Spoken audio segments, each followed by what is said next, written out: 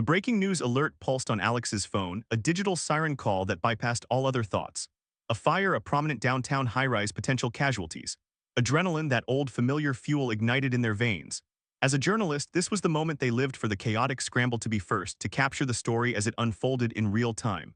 Rushing to the scene, the city became a blur of sirens and frantic energy. Smoke billowed in the distance, a dark smudge against the crisp blue sky. Through the crowd and the cordon of emergency vehicles, Alex spotted a city official, their face a mask of grim authority. A name was mentioned, a developer whispered with certainty. Without a second thought, without a cross-check, Alex's fingers flew across the keyboard. The headline went live, a powerful accusatory statement naming the developer as responsible. The retraction had to be issued less than an hour later. The official had been misinformed. The fire was electrical. The damage, however, was already done. Alex's credibility, so carefully built over years, now had a hairline fracture, visible for all to see in the comments section, filling with vitriol and the disappointed silence from their editor. Sitting in the stark quiet of their apartment later, the glow of the laptop screen felt accusatory. The error replayed in their mind, a loop of professional shame. How could they have been so careless? The question echoed, but a more unsettling one began to form beneath it. It wasn't just carelessness. It was a snap judgment, a connection made so swiftly and seamlessly it felt like instinct. Alex thought of the staggering number of decisions a person makes every single day, 35,000, a statistic they'd once read. How many of those were truly conscious, deliberate choices? The illusion of control, the belief that they were the sole author of their thoughts and actions, began to crumble. What if their mind was running on invisible scripts written long before they ever stepped onto the scene? The thought expanded, pulling Alex's gaze away from their own failure and out into the city humming beyond their window. They imagined a trader in a glass-walled skyscraper, selling a stock not on complex analysis, but on a gut feeling born from a forgotten news headline. They pictured a woman scrolling endlessly through social media, her feed a perfectly curated hall of mirrors reflecting only her own interests and anxieties, each click reinforcing an invisible algorithm's prediction. A man in a grocery store reaching for the brand name placed at eye level, completely unaware of the silent persuasion of shelf placement. A couple arguing not about the facts, but about two entirely different realities constructed from their selective memories. Everywhere, in every interaction and transaction, people were making choices, believing they were in command, while unseen currents pulled them this way and that. These were not moments of failure, but of normalcy.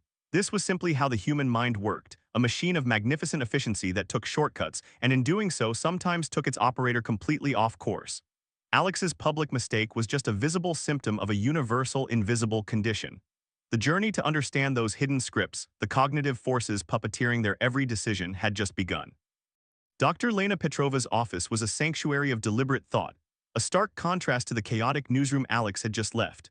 Bookshelves bowed under the weight of dense academic volumes, and a large diagram of the human brain, with colorful pathways snaking through its folds, dominated one wall. Dr. Petrova herself possessed a calm, measured presence, her eyes holding a deep understanding of the mind's intricate machinery. As Alex recounted the humiliating story of the erroneous headline, the psychologist listened without judgment, her fingers steepled under her chin. She began not with blame but with the ancient savannah.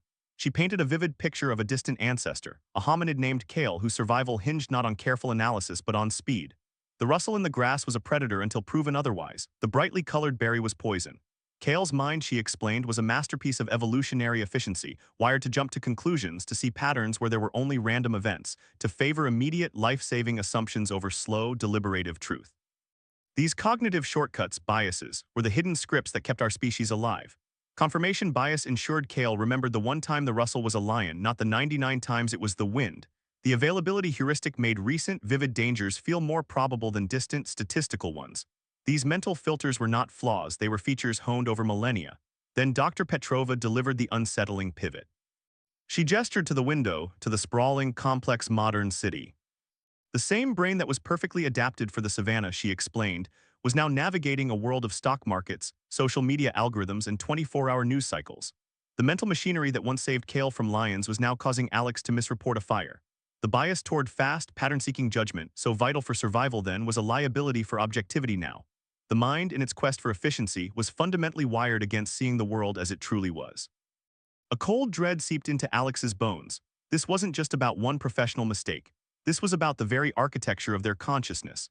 If their own perception was a filtered, interpreted version of reality, then what was the foundation of their judgment? Every article they had ever written, every opinion they had ever held, every confident assertion they had ever made, all of it was potentially compromised, built upon a base of invisible, automatic distortions. the sense of self-trust. Bedrock of their identity as a journalist and as a person began to fracture. Who was the I making decisions if the process was hijacked by ancient survival scripts? The rest of the interview passed in a blur of academic terms and neural pathways, but Alex was trapped in the echo of that single terrifying idea. They left Dr. Petrova's office not with answers, but with a profound and personal crisis. The city streets, once familiar, now seemed alien, a landscape populated by 6 billion people all unknowingly guided by the ghosts of their ancestors. The confident trader, the scrolling social media user, the arguing couple, they were all Kale trying to navigate a world their brains were never built to understand. The problem was not out there. It was in here, woven into the very fabric of Alex's own mind. That night, staring at their reflection in the dark window, Alex reached a resolution born not from confidence, but from necessity. They could not simply accept this fate, this passive puppetry by their own neural wiring. If their mind was running on hidden scripts, then they would have to learn to read them. They would turn their journalist's eye inward, investigating these biases not as abstract concepts, but as living, breathing forces in their own daily life. They would document the journey, tracing the invisible hand of cognitive error from the prehistoric plains to the modern headline. It was a quest for a sliver of genuine objectivity, a way to reclaim some small measure of control from the ancient, efficient, and deeply flawed machine inside their skull. The interview with Dr. Petrova had ended, but the real investigation was just beginning. The documentary pitch had been a masterpiece of optimism, a sleek, compelling vision of a 3-part series on urban green spaces, complete with a polished trailer and a schedule that promised delivery in a brisk 6 weeks. Alex had presented it with the unwavering confidence of someone who had not only seen the future but had already edited it down to a perfect 45 minutes. The network executives, charmed by the ambition and the tight turnaround, greenlit the project immediately. Back at their desk, surrounded by the quiet hum of the newsroom, Alex felt the familiar surge of purpose. 6 weeks. It was tight but entirely plausible. The research, the filming, the interviews, the scripting, the endless editing, it would all fall into place. The brain, in its boundless confidence, had already fast-forwarded to the premiere, skipping over the messy, unpredictable reality of the work itself. This was not the first time. As Alex began mapping out the production schedule, a ghost from the past flickered at the edge of their consciousness. A book project 2 years prior. The proposal had promised a manuscript in 9 months. It had taken 22. The memory was a dull ache of late nights, frantic extensions, and a publisher's growing impatience. Another ghost joined it, a feature article on municipal politics estimated at 1 week, ballooning into 3. A website redesign for a friend's nonprofit promised in a weekend, consuming 2 full months of weekends. Each project had begun with the same crystalline certainty, the same internal voice that whispered, "This time will be different." And each had ended in the same frantic scramble, the same exhausted apology, the same silent vow to never again underestimate a timeline. Driven by a need to understand this recurring self-sabotage, Alex dove into the research of Daniel Kahneman. The planning fallacy, he called it. It was not a simple error in calculation, but a fundamental quirk of the human psyche. The brain, Kahneman argued, did not operate like a dispassionate statistician. When planning, it did not consult the cold, hard data of past experience. Instead, it constructed an inside view, a detailed, optimistic story of the specific project at hand, focusing on the best-case scenario. It envisioned a future free of traffic jams, uncooperative interviewees, corrupted files, or simple creative block. The outside view, the statistical reality of how long similar tasks had actually taken, was ignored. The brain, in its relentless pursuit of efficiency and hope, prioritized a comforting fiction over a daunting truth. This cognitive revelation collided with reality on a Tuesday evening. The documentary was falling behind schedule. A key interview had been rescheduled, a day of filming had been rained out, and the archival footage they needed was trapped in a labyrinth of copyright red tape. Alex sat hunched over a rough cut, the glow of the timeline on the screen casting long shadows across the room. Their phone buzzed. It was a reminder set weeks ago with such casual assurance. Mom's birthday dinner, 7 p.m. Alex's stomach dropped. They looked at the screen, at the hours of work still glaringly unfinished, and then at the clock. It was already 7:15. The optimistic plan had not accounted for this moment, for the crushing weight of accumulated delays. An hour later, a text arrived from their sister. A photo of the family gathered around the dining table, their mother blowing out candles on a cake, a vacant chair where Alex was meant to be. The message was simple and utterly devastating in its lack of accusation. "We missed you." The image burned itself into Alex's mind. This was the true cost of the planning fallacy. It wasn't just a missed deadline or a professional embarrassment. It was a hollow space at a family table, a moment of connection sacrificed at the altar of an unrealistic schedule. The optimistic brain had failed to account for the disappointment in their mother's eyes, for the personal debt incurred by this invisible bias. In the heavy silence that followed, a new question began to form, a tool forged in the fire of that regret. It was a question that bypassed the seductive inside view and forced the mind to confront the outside view, the unvarnished truth of history. Alex closed the editing software, the documentary momentarily forgotten. The work would still be there tomorrow. But the lesson of this failure was here now, demanding to be learned. The key was not to try harder to be optimistic, but to have the courage to be realistic. From now on, for every plan, for every promise, they would pause and ask the one question their brain was wired to avoid. How long did this take last time? The foundry was a monument to modern ambition, a converted warehouse whose exposed brick and polished concrete echoed with the silent, frantic energy of 100 startups. Alex stepped inside, the air buzzing with the low hum of conversation and the relentless tap-tap-tapping on keyboards. The walls were adorned with sleek logos and framed magazine covers featuring beaming young founders, the unicorns who had transformed a wild idea into a billion-dollar empire. A banner proclaimed, "Innovate or die," and everywhere Alex looked, they saw the gleaming evidence of those who had innovated and thrived. They had come to this trendy hub to write a story on the secrets of success, to distill the magic formula from the air these winners breathed. It was a narrative as polished and appealing as the glass-fronted conference rooms, a story of brilliant ideas, relentless hustle, and inevitable triumph. For days, Alex immersed himself in this curated reality. They listened to founders on stage, sharing their carefully honed origin stories, the garage beginnings, the maxed-out credit cards, the pivotal moment of breakthrough. They read the press releases and the tech blogs that chronicled funding rounds and product launches. The narrative was intoxicating and singular. Success was a matter of vision, grit, and disruptive thinking. The evidence seemed overwhelming, the path to victory clearly marked by those who had already reached the summit. Alex's notebook filled with quotes about failing fast and growth hacking, the lexicon of a culture that worshipped at the altar of the victor. But a nagging dissonance began to creep in, a shadow in the bright, open-plan office. It started with the empty desks. In one corner, a cluster of workstations sat vacant, a fine layer of dust gathering on the monitors. A faded sticky note with a forgotten password was the only ghost left behind. In another, a single, dejected-looking developer remained from a team of 10, packing a cardboard box with a wilting succulent and a stress ball. These were the silent spaces, the voids where a story had ended not with an IPO, but with a quiet, unceremonious shutdown. Abraham Wald, the statistician from WWAI, had studied returning bombers, noting the bullet holes in the wings and fuselage. The military wanted to reinforce those damaged areas, but Wald saw the invisible evidence. The planes that hadn't returned were the ones hit in the unarmored engines and fuel tanks. The visible damage was misleading. It was the absence of data that held the truth.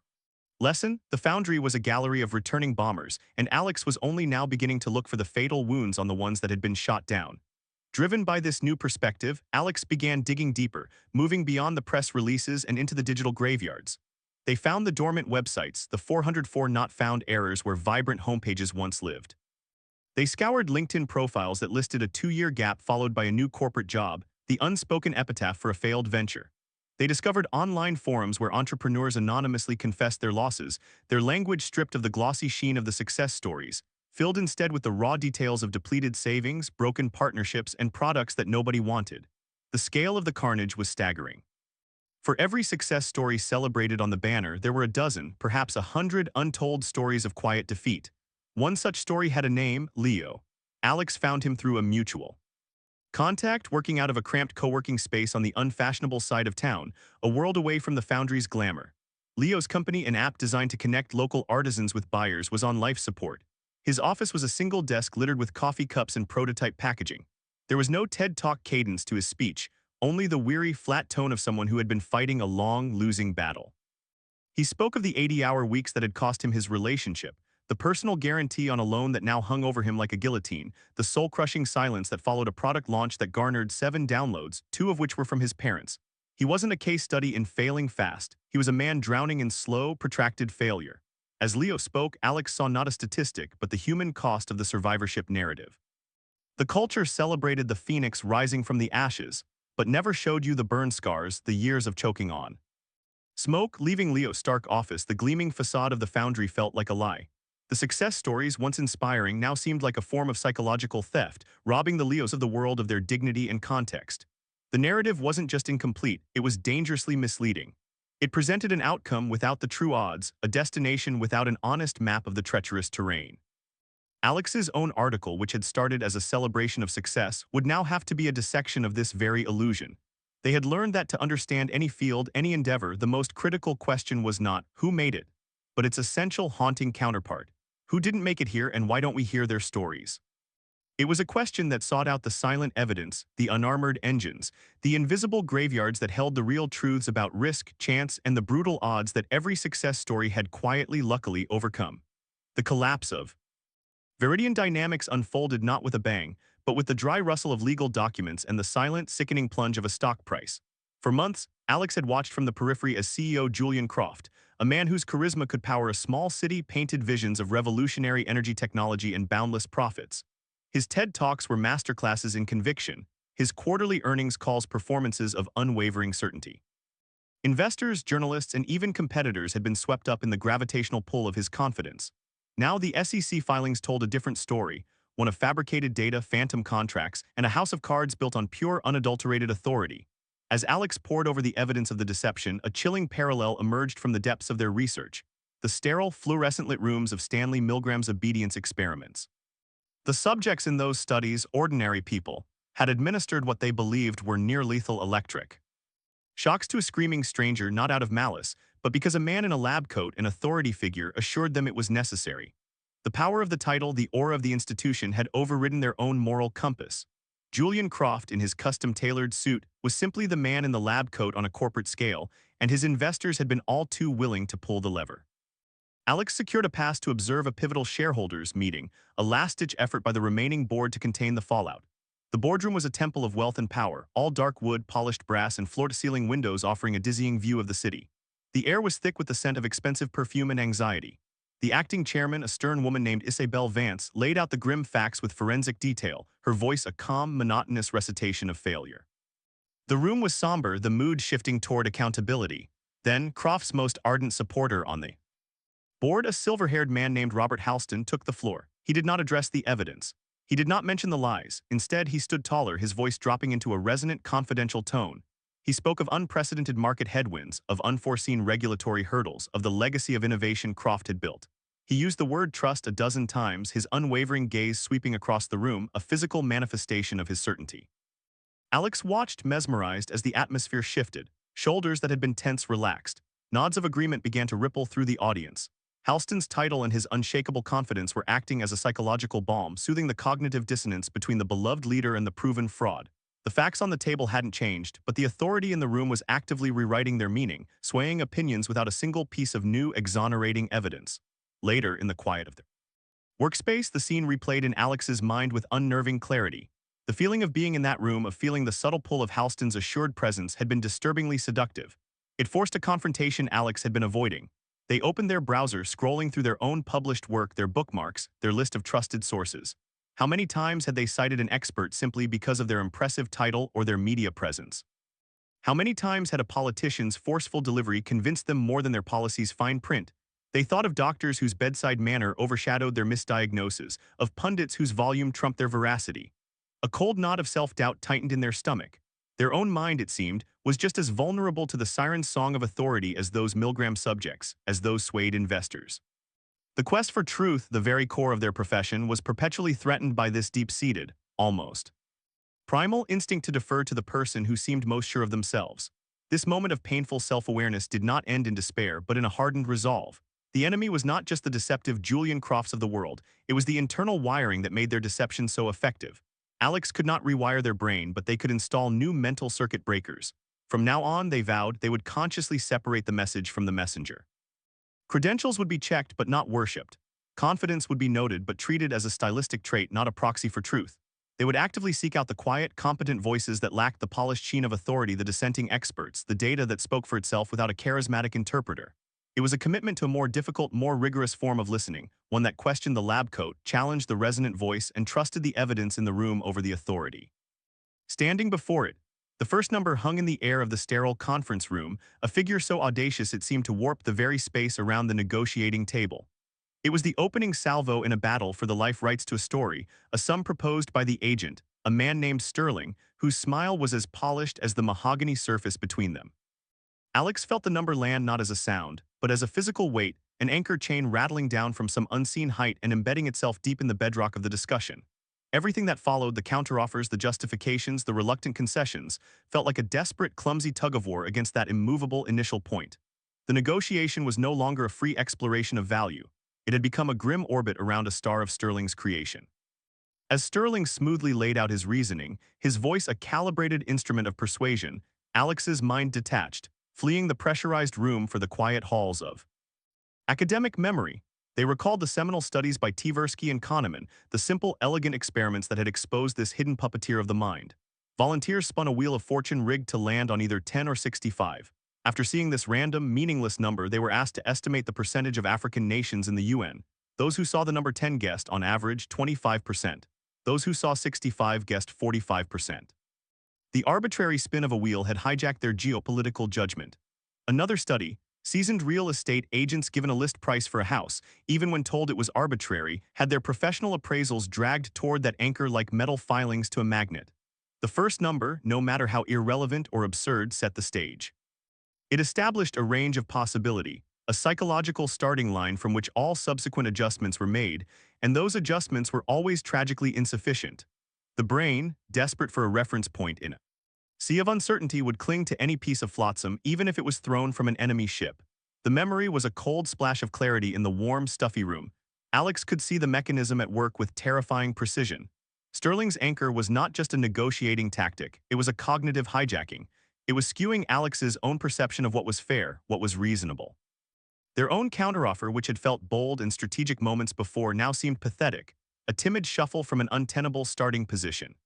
Every time they tried to pull the conversation back to a more reasonable middle ground, Sterling would gently, inexorably refer back to his initial figure, reinforcing its legitimacy, making any number significantly lower feel like a loss, a compromise, a failure of nerve.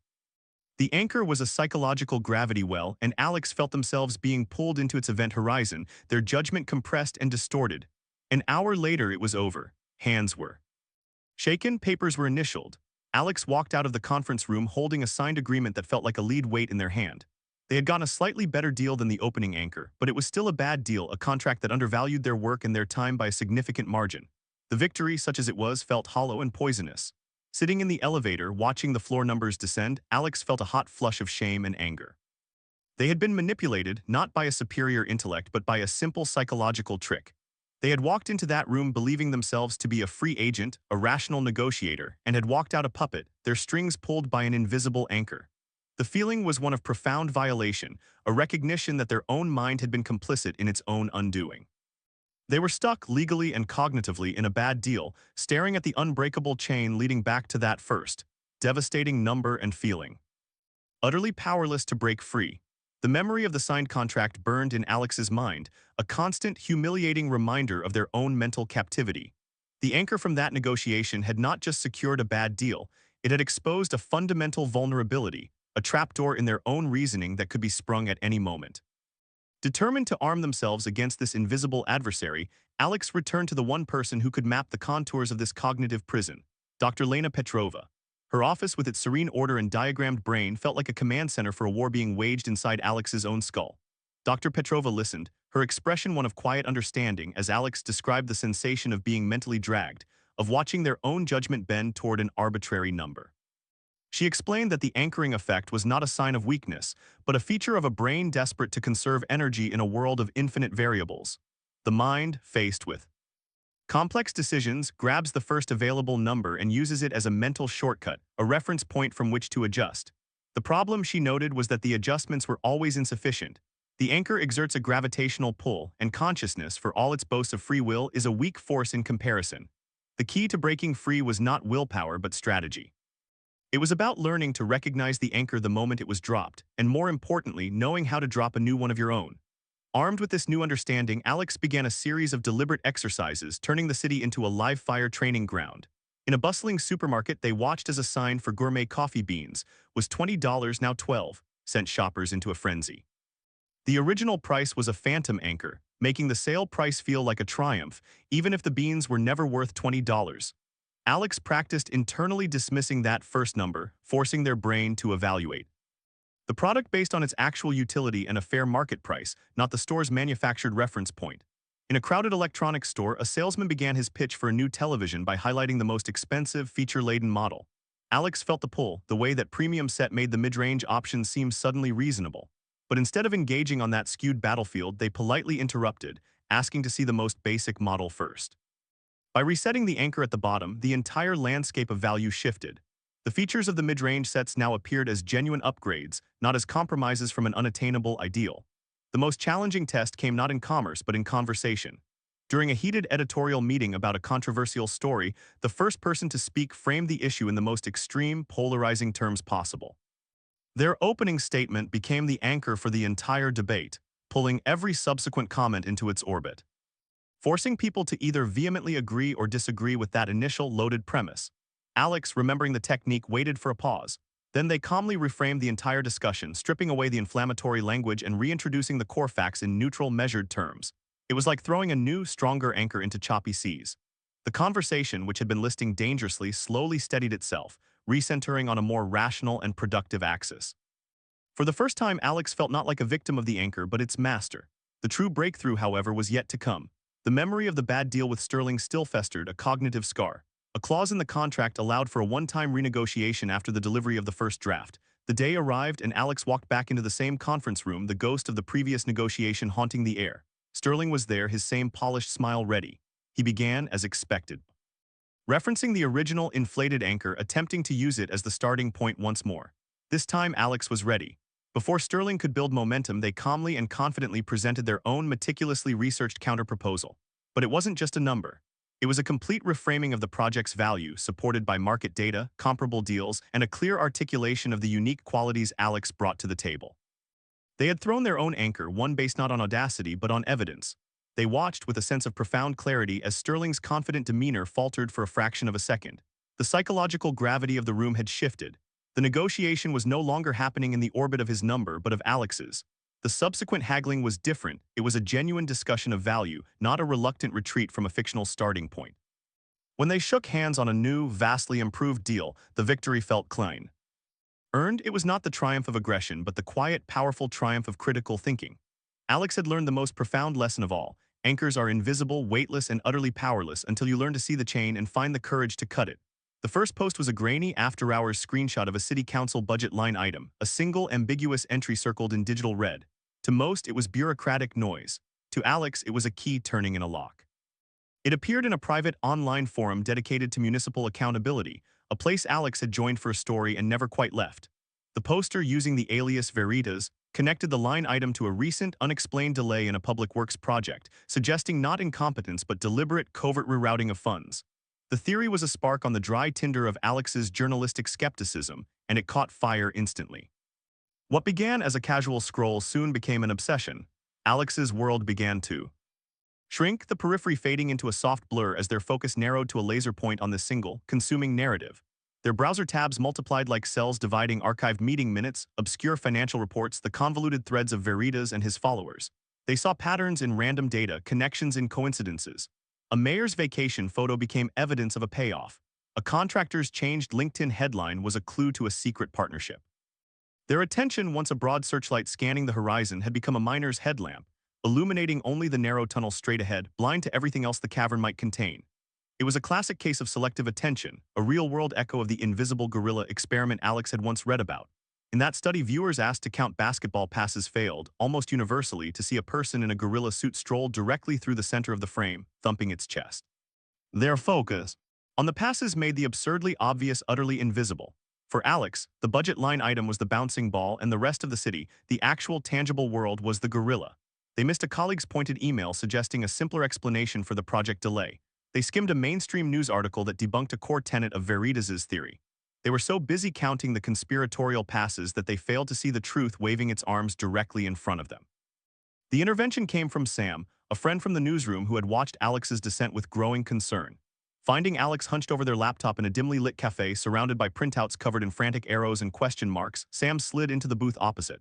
They listened patiently as Alex laid out the intricate tapestry of the conspiracy, their voice tight with the fervor of the converted. When Alex finished, Sam didn't argue. Instead, they gently pushed a single sheet of paper across the table. It was a public press release from the city dated weeks earlier announcing the project delay. The cause was stated in plain bureaucratic language. An unexpected geological survey had discovered unstable bedrock at the site, requiring a complete redesign of the foundations. Alex had seen this document before. It was in one of their many open tabs, but their focused mind, hunting for hidden malice, had dismissed it as a cover story, a piece of planted disinformation. Now, under Sam's calm gaze, the words seemed to rearrange themselves on the page. The explanation was simple, logical, and boring. The grand conspiracy crumbled not in a dramatic confrontation but in the quiet, humdrum light of a mundane truth they had actively overlooked. In the days that followed, a montage of modern life played out in Alex's mind, each scene a vignette of attentional bias. They saw a political partisan scrolling through a social media feed, their timeline a perfectly engineered echo chamber that amplified their beliefs and filtered out dissent. They pictured a worried parent, after reading a sensational news report about a rare child abduction, seeing danger in every passing stranger, their perception of risk warped by a single vivid story. They imagined two people watching the same presidential debate, one focused solely on the candidate's polished demeanor, the other on the factual inaccuracies in their speech, each walking away with a completely different reality of the event. Everyone, it seemed, was watching their own personal basketball game, counting their own chosen passes and missing their own personal gorillas. What you looked for you found. What you focused on became your world. Staring out their window at the city they had nearly convinced themselves was corrupt to its core, Alex made a new vow. They would not try to eliminate focus, that was the tool of their trade. Instead, they would learn to consciously widen their perceptual lens. They would make a practice of stepping back, of deliberately scanning the periphery, of asking not just what does this prove, but what am I not seeing? It was a commitment to intellectual peripheral vision, an acknowledgement that reality was not just in the details they hunted, but in the vast, often inconvenient landscape they were choosing to ignore. The truth was not always hidden. Sometimes it was just standing off to the side, waiting patiently to be noticed. The new assignment landed on Alex's desk like a lit fuse, a deep dive into the polarizing debate over the proposed citywide waste-to-energy plant. Proponents promised clean, renewable power and a solution to the landfill crisis. Opponents warned of toxic emissions and corporate profiteering. Alex's own stance, formed from years of environmental reporting, leaned instinctively toward skepticism. Large-scale industrial solutions, in their experience, often carried hidden costs for public.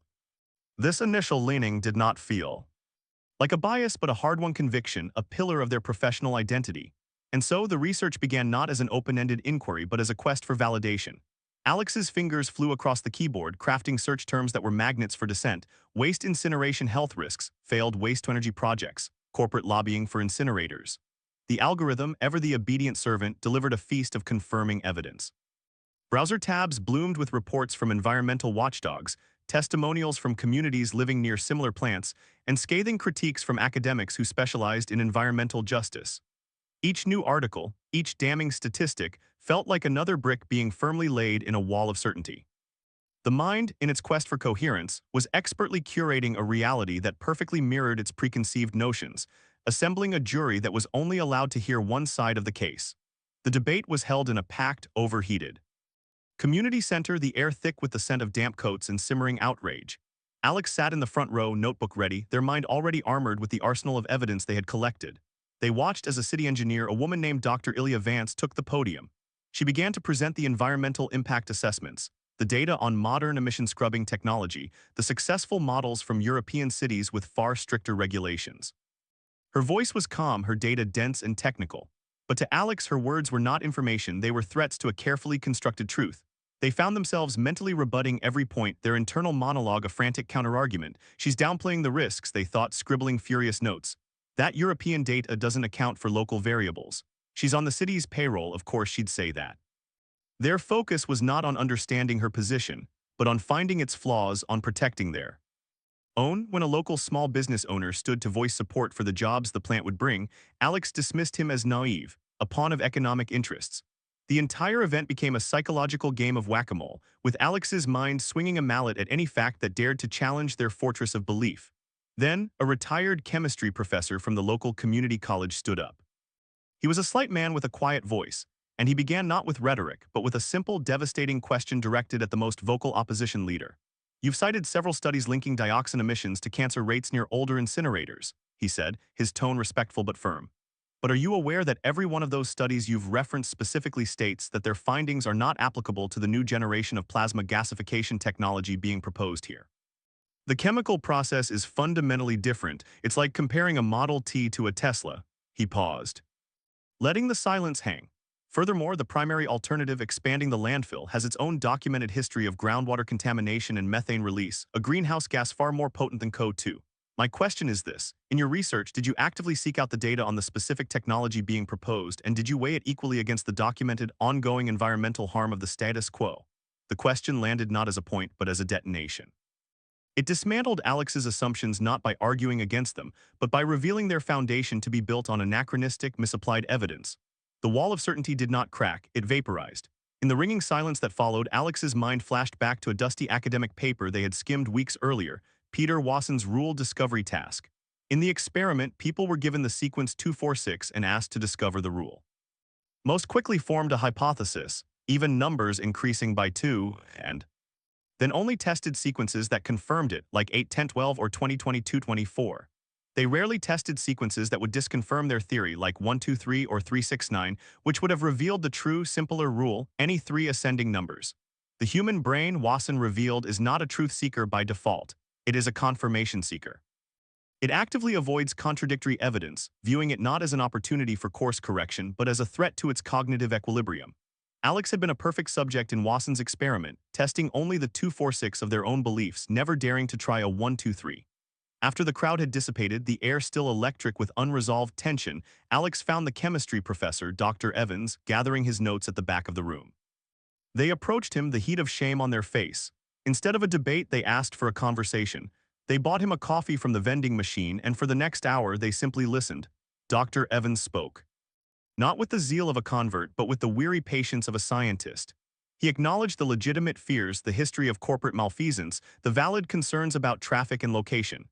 But he walked Alex through the actual chemical engineering, the peer-reviewed studies on the specific technology, the stringent, independent monitoring that was part of the proposal. He didn't try to convince Alex to support the plant. He simply presented the disconfirming facts that Alex's own brain had been so expertly programmed to filter out. He was handing Alex the sequences 1, 2, 3, and 3, 6, 9. Walking home through the damp city streets, Alex felt a profound shift, not in their opinion on the waste plant, but in their understanding of their own mind. The enemy was not a lack of information, but a cognitive reflex to use information as a shield rather than a tool. True critical thinking, they realized, was not about building a stronger fortress for one's beliefs. It was about having the courage to leave the fortress undefended, to venture out into the wilderness of contradictory evidence and actively, deliberately go hunting for it. It was a humbling, unsettling, and ultimately liberating epiphany. From now on, for every story, for every firmly held belief, they would make a new ritual. They would not only ask, "What confirms what I think?" but would force themselves to ask the more vital, more difficult question, "What proves me wrong?" It was the only way to see the whole board and not just the squares that protected their king. The news alert flashed across Alex's screen with cinematic horror. A passenger jet lost from radar, presumed crashed in remote mountains. The article was a mosaic of human tragedy, blurred photos of grieving families, quotes from stunned officials, and a chilling animation of the plane's final moments. Alex consumed every word, the images searing themselves into their mind with the vivid, indelible quality of a nightmare. For days. Afterward, the story lingered like a ghost in the periphery of their thoughts.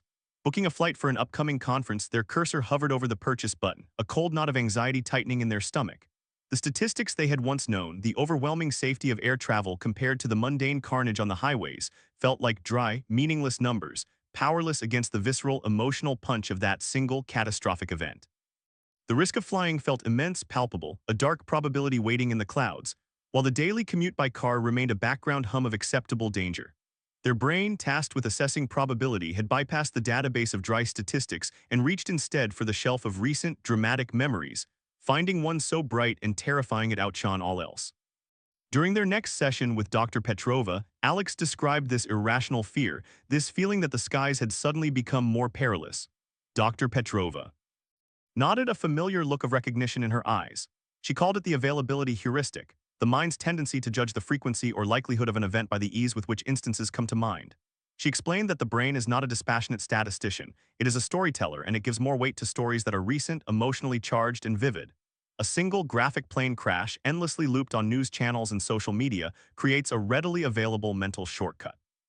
The thousands of uneventful flights that land safely every single day, lacking drama or narrative, fade into cognitive oblivion.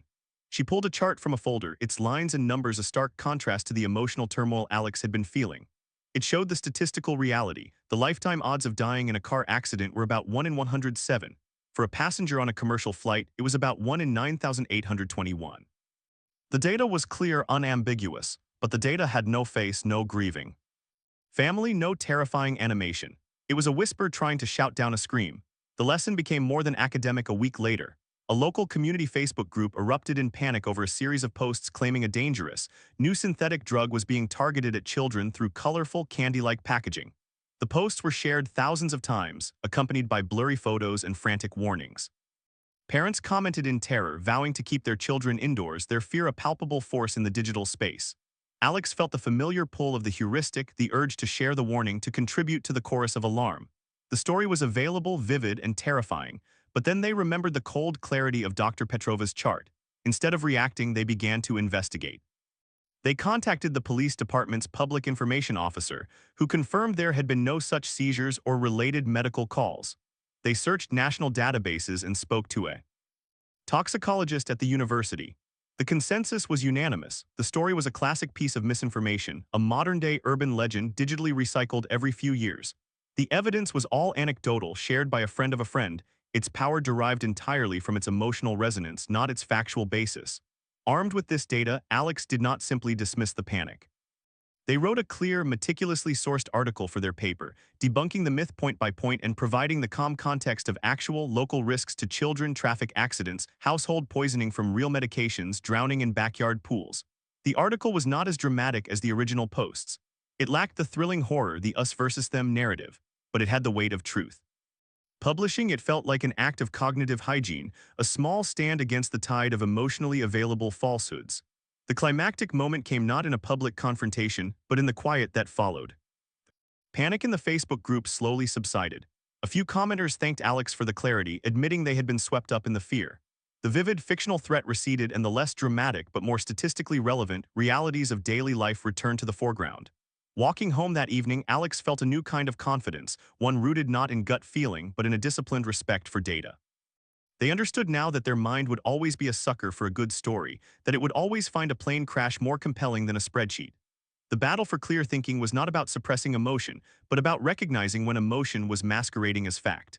It was about learning to mistrust the most memorable story and to trust, instead, the often boring, always essential narrative of the data.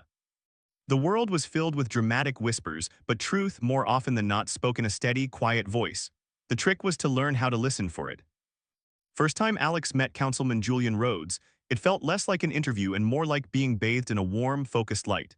He was a man crafted for public life, his smile a perfect, disarming curve, his handshake firm and lingering, his eye contact so direct and unwavering it felt like a personal secret was being shared.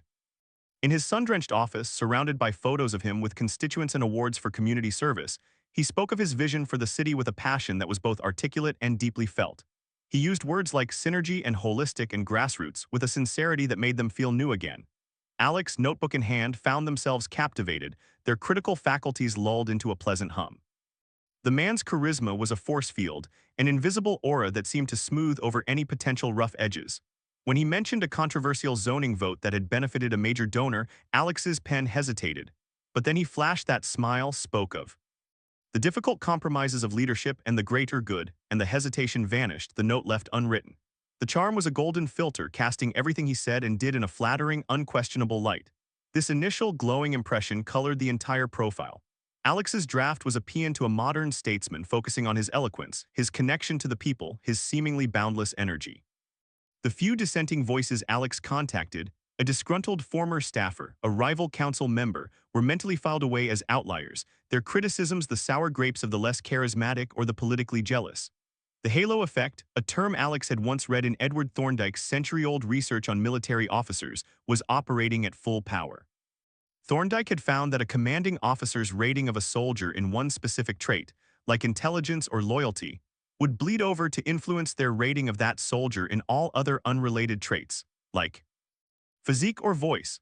One positive characteristic cast a halo that illuminated the entire person, making them seem uniformly superior. For Alex, Councilman Rhodes's charisma was that single, blinding trait. It was so potent, so immediately appealing, that it became the lens through which all his other qualities were judged, obscuring flaws and painting over contradictions with a brush of perceived excellence. The crack in the golden facade appeared not in a grand revelation, but in a single dry line on a campaign finance report buried deep in a public database. It was a payment, modest in amount but glaring in its implication, to a private consulting firm owned by the same donor who had benefited from the zoning vote. The charming explanation of difficult compromise suddenly curdled into something far more transactional. Driven by this thread, Alex began to pull and the entire tapestry began to unravel. There were more payments hidden in vague accounting categories.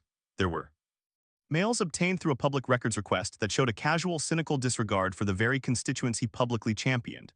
The passionate orator was, in the cold light of documentary evidence, a calculating operator. The halo didn't just dim, it shattered, leaving Alex staring at the stark, unflattering reality they had been so willing to overlook. The charisma had not been the core of the man, it had been the distraction, the glittering bait that kept observers from looking at the hook. The professional disillusionment found a painful, personal echo back at the newsroom. A new intern Maya had started that week. She was quiet, her style unassuming, her clothes practical rather than trendy. Alex, their minds still conditioned by the Rhodes profile, made a swift internal judgment. They saw her reserve as a lack of ambition, her quiet diligence as a deficit of creativity. They assigned her mundane tasks, making assumptions based on the unimpressive halo of her subdued persona. It was Maya, however, who quietly handed Alex a folder a few days later. Inside was a meticulously cross-referenced timeline of the councilman's financial dealings, a piece of analytical work so sharp and thorough it left Alex breathless. In that moment, the second halo shattered. Alex had mistaken a quiet demeanor for a lack of substance, just as they had mistaken a charismatic persona for inherent integrity. They had let one superficial trait, first charm then its absence, define their entire judgment of a person's worth and capability.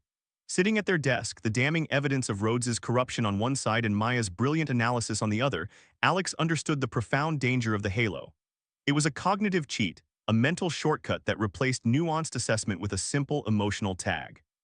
It was the reason a handsome defendant might seem more innocent, a well-spoken CEO more competent, a well-dressed speaker more intelligent. It was the mind's lazy way of creating a coherent narrative, prioritizing a pleasing whole over an honest and often messy collection of parts. The lesson was clear and humbling. To see a person truly, you had to learn to dissect the persona from the substance. You had to consciously look past the glow of a single, shining trait, be it charm, beauty, or a quiet demeanor, and force yourself to examine the intricate and sometimes contradictory mosaic of character that lay beneath. It was the only way to avoid being seduced by the halo and blinded by its light. The digital clock on Alex's laptop glowed 2:17 a.m., a silent accusation in the darkened study. Stacks of printed emails, financial records, and interview transcripts formed precarious towers on the desk, a paper city built on a foundation of obsession. The project, an investigative piece on a shadowy political lobbying firm, had begun 6 months ago as a promising lead. Now it was a quagmire, swallowing weeks' insanity with no end in sight. The initial source had evaporated, the paper trail had dissolved into a maze of shell companies, and every new interview only added layers of contradiction. The rational part of Alex's brain, the part that had learned about cognitive biases, whispered that it was time to cut losses, to abandon the story before it consumed what was left of their professional life and well-being. But a louder, more primal voice screamed in protest. 6 months. Countless hours. The personal credibility you've already staked on this. To quit now would be to admit that all that time, all that effort, all that emotional investment had been for nothing. It was a price the psyche refused to pay, a ledger it could not bear to close in the red. So Alex dug deeper, chasing ghosts, throwing good time after bad, a prisoner to the irrational arithmetic of the sunk cost. The exhaustion became a gateway, and the past rushed in.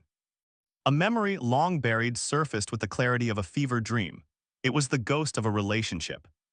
A 2-year entanglement with a woman named Clara.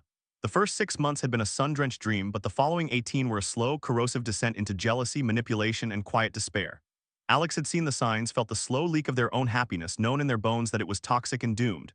Friends had pleaded with them to leave, yet they had stayed. The reasoning was a perfect echo of their current predicament. I've invested 2 years. I can't just walk away from that. All the good times, the plans we made, the future we imagined, it can't all be for nothing. They had doubled down on a failing relationship, pouring more emotion, more forgiveness, more of their fractured self into the void, trying to retroactively justify the initial irretrievable investment. The memory was a gut punch, a stark illustration that this was not a new flaw, but an old, familiar demon. The same irrationality that had kept them chained to a toxic past was now keeping them shackled to a failing project. A week later, the breaking point arrived. It was not a dramatic confrontation or a shocking revelation, but a moment of pure, unadulterated exhaustion. Alex had spent the entire night trying to force a connection between two unrelated pieces of data, a connection that existed only in the desperate, wishful wiring of their own mind. As the sun began to bleed light over the city's skyline, they looked at the chaotic sprawl of their notes, at the frantic looping arrows drawn in red pen, and saw not a puzzle to be solved but a monument to their own stubbornness. The project was a corpse and they were the fool trying to perform CPR. The clarity was sudden and absolute, washing over them like a cold, clean wave. The 6 months were gone. They were a sunk cost, as irretrievable as the 2 years with Clara. No amount of further suffering could redeem them. The only rational question was not, how can I salvage this, but what is the best course of action from this moment forward? The decision once made felt less like a defeat and more like a liberation.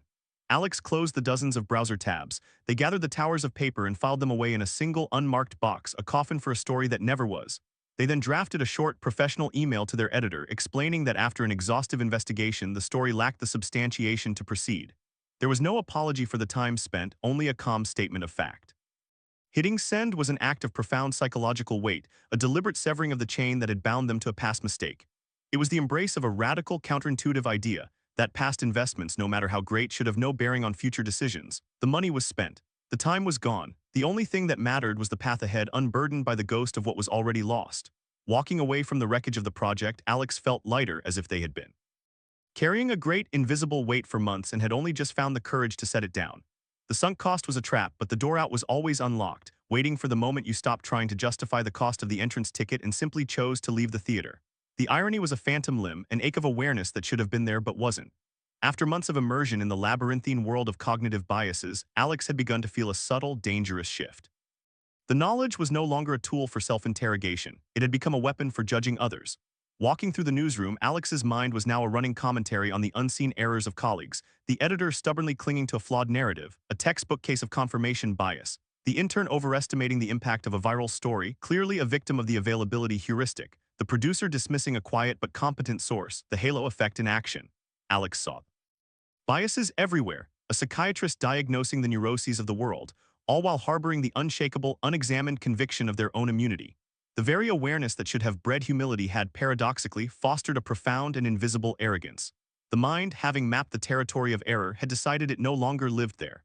The team conflict erupted over the allocation of resources for a new series on urban development. The proposal was complex, the budget finite, and the senior staff were divided. Maria, a seasoned journalist with a sharp, analytical mind, argued for a data-driven approach, pouring funds into demographic research and economic modeling. Ben, a charismatic storyteller, championed a narrative-focused angle, wanting to invest in character-driven documentaries and immersive photography. Alex listened, feeling a surge of intellectual superiority. Maria's cold fixation on numbers was clearly an example of her overlooking the human element, a form of narrow framing. Ben's emotional appeal was pure effect heuristic, prioritizing sentiment over substance. Alex, believing themselves to be the only one in the room who could see the full unbiased picture, proposed a compromise that split the difference, a solution they felt was perfectly balanced and objectively rational. The reaction was not the grateful consensus Alex expected. Maria's face tightened, her lips pressing into a thin line. Ben let out a short, frustrated sigh. The compromise, which had felt so elegant in Alex's mind, was received as a weak, uninspired dilution of both visions, a political solution that satisfied no one and served the story poorly. A tense silence descended, thick with unspoken resentment. Alex, baffled by the rejection of their clear-eyed logic, doubled down, explaining the cognitive pitfalls in both Maria's and Ben's positions with the condescending tone of a professor tutoring slow students. The attempt to enlighten only deep. Although the meeting ended with a terse agreement to revisit the issue later, the team more fractured than before. Alex walked away confused and defensive, convinced of the team's irrationality, completely blind to the fact that their own overconfidence, the belief in their own bias-free judgment, was the very bias that had poisoned the well. Later, recounting the frustrating encounter to Dr. Petrova, Alex expected validation, a diagnosis of the team's collective irrationality. Instead, Dr. Petrova listened with a small, knowing smile. "You have just experienced the bias blind spot," she said, her voice gentle. She explained the work of Emily Pronin, who had demonstrated that while people readily acknowledge the power of biases in others, they consistently believe themselves to be less susceptible. The brain, she explained, has a unique problem. It uses itself to evaluate itself. It can see the distorted outputs of other minds, but it cannot see the distortions in its own processing. The machinery of thought is invisible to itself. Your own biases feel like rational conclusions. It is only other people's conclusions that feel biased. Alex's expertise had become the ultimate blind spot, creating a fortress of self-assurance that was impervious to the very truths it was built upon. The realization did not arrive as a gentle dawn, but as a sudden vertiginous crack in the foundation of Alex's self-perception. The memory of the team meeting replayed, but this time the camera angle had shifted. Alex saw not a rational mediator, but a presumptuous critic, so busy diagnosing others that they had failed to notice the fever in their own mind. The confidence that had felt like clarity now felt like arrogance. The balanced compromise now seemed like a product of its own bias, the bias of believing oneself to be unbiased. It was a hall of mirrors where every reflection was a critique of someone else, and the only thing truly invisible was the person standing in the center. The knowledge that was supposed to be a lamp illuminating the path had instead become a spotlight, blinding them to their own shadow. A profound crisis of self-awareness began to bloom, a terrifying question mark placed next to every confident thought, every assured judgment Alex had ever made. If they couldn't trust their own perception of their own mind, then what exactly was left to trust? The crisis of self-awareness was a quiet, internal earthquake, leaving fissures in the bedrock of Alex's confidence. The realization that their own mind was the ultimate blind spot, that their hard-won knowledge had become a weapon of self-deception, was a humbling of the most profound order.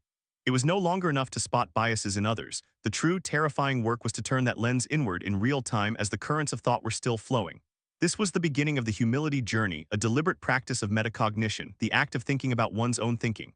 Every decision, every reaction, every flicker of judgment now had to pass through a new internal checkpoint. Alex began to move through the world more slowly, a detective shadowing their own mind, watching for the telltale signs of the very errors they had so easily diagnosed in everyone else. The practice was grueling, a constant low-grade cognitive friction. In a meeting, feeling a surge of irritation at a colleague's stubbornness, Alex would pause. Instead of reacting, they would interrogate the feeling. Is this confirmation bias? Am I irritated because they're wrong or because they're challenging a belief I'm attached to? While reading a news article that aligned perfectly with their worldview, they would force themselves to actively search for a dissenting viewpoint, deliberately invoking the ghost of confirmation bias to challenge their own complacency. When a source spoke with captivating authority, Alex would mentally step back, consciously separating the resonant voice from the verifiable facts, guarding against the old siren song of authority bias. It was exhausting, this constant vigilance, this second-guessing of every cognitive impulse. But within the exhaustion, a new clarity began to emerge. They were no longer a passenger in their own mind, blindly trusting the autopilot. They were in the cockpit, hands on the controls, aware of the faulty instruments but learning to correct for them to navigate by a truer north. The final test was a story that arrived wrapped in layers of complexity and public emotion, a proposal to replace a beloved but crumbling historic public market with a modern, mixed-use development. It was a story tailor-made for cognitive pitfalls. The developers presented slick renderings and promises of economic revival, triggering the halo effect with their polished confidence. The preservationists spoke with a passionate, nostalgic fervor, their arguments powered by the availability heuristic, their memories filled with vivid, sun-drenched images. Of the market's golden days, the city's data was a thicket of conflicting reports and anchored cost estimates. Alex approached this story not as an expert but as a student of their own fallibility. They applied every lesson not as a checklist but as a meditative practice. They consciously sought out disconfirming evidence for every appealing narrative. They interrogated their own emotional responses, questioning whether their fondness for the old market's character was blinding them to the real safety issues. They reset anchors by looking at the raw, uninflated costs of similar projects in other cities. They actively widened their attentional lens, talking to the small vendors who feared change and the nearby residents who desperately needed the new housing. The resulting article was not a fiery polemic or a simple summary. It was a nuanced, deeply reported tapestry that laid bare the true complexities and trade-offs of the situation. It acknowledged the emotional weight of the old market while soberly presenting the structural realities. It highlighted the potential benefits of the development without ignoring the risks of displacement and lost community. It did not provide an easy answer because there wasn't one. Instead, it provided clarity, not the clarity of a single blinding truth, but the clarity of a well-lit landscape where every hill and valley, every pro and con was visible in its proper relation. It was a piece of journalism that respected the intelligence of its readers by refusing to simplify a complex world. Writing it felt like an act of intellectual integrity, the culmination of a long and painful education. The end scene found Alex back at their desk, the city lights twinkling beyond the window, a perfect mirror of the introspective night that had begun this entire journey. The hum of the newsroom was the same, the glow of the screen was the same, but the person sitting before it was fundamentally altered. The quest had not ended in a state of perfected bias-free thought. That Alex now knew was an impossible fantasy, the ultimate bias of believing one could transcend one's own humanity. The true victory was the acknowledgement of perpetual fallibility. The mind would always take shortcuts, would always be seduced by a good story, would always believe its own narratives a little too readily. The goal was not to eliminate the machine's quirks, but to finally fully understand the operator's manual. Alex looked at their reflection in the dark glass, no longer seeing a confident journalist who had all the answers, but a curious, perpetually questioning one who was brave enough to live with the questions. True critical thinking, they realized, was not a destination of flawless logic. It was a continuous journey fueled by two essential humble qualities, an insatiable curiosity about the world and the quiet, daily courage to admit that you might at any moment be wrong.